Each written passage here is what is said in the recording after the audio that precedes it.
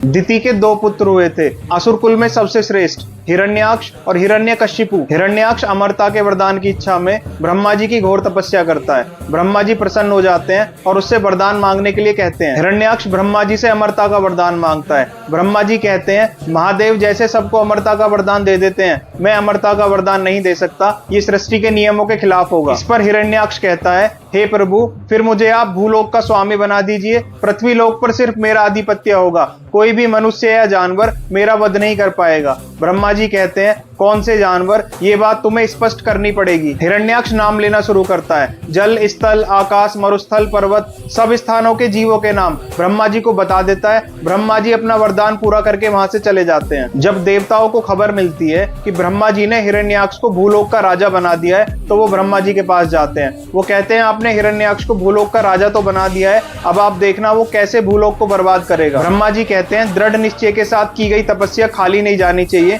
हिरण्याक्ष ने बहुत कठोर तपस्या की थी, उसको उसका फल तो मिलना जरूरी था। आगे ब्रह्मा जी कहते हैं, कोई भी वरदान अच्छा या बुरा नहीं होता, ये निर्भर करता है वरदान लेने वाले पर, वो उसका सही इस्तेमाल करे या गलत। अगर हिरण्याक्ष पृथ्वी को बर्बाद करता है तो उसकी मृत्यु भी निश्चित है। देवताओं का डर सच निकला। हिरण्याक्ष ने धरती पर त्राही त्राही मचा दी, निर्जीव सजीव सब तरह की वस्तुएं चीखने लगी। अब हिरण्याक्ष ने वो किया जिसकी किसी को उम्मीद नहीं थी, उसने पृथ्वी लोक को उसके अक्ष से हटाकर गर्भोदक सागर में डुबो दिया। देवता ब्रह्मा जी से पूछते हैं, हिरण्याक्ष का संहार कैसे होगा? आपने उसे वरदान दिया है, ना तो उसे कोई मनुष्य मार सकता है, ना ही इस धरती का कोई जीव। इस पर ब्रह्मा जी कहते हैं, मेरी संरचना इतनी विशाल है कि कोई भी देवता या असुर धरती के सारे जीवों के नाम नहीं गिनवा सकता। ब्रह्मा जी देवताओं को बताते हैं, हिरण्याक्ष वराह का नाम लेना भूल गया था।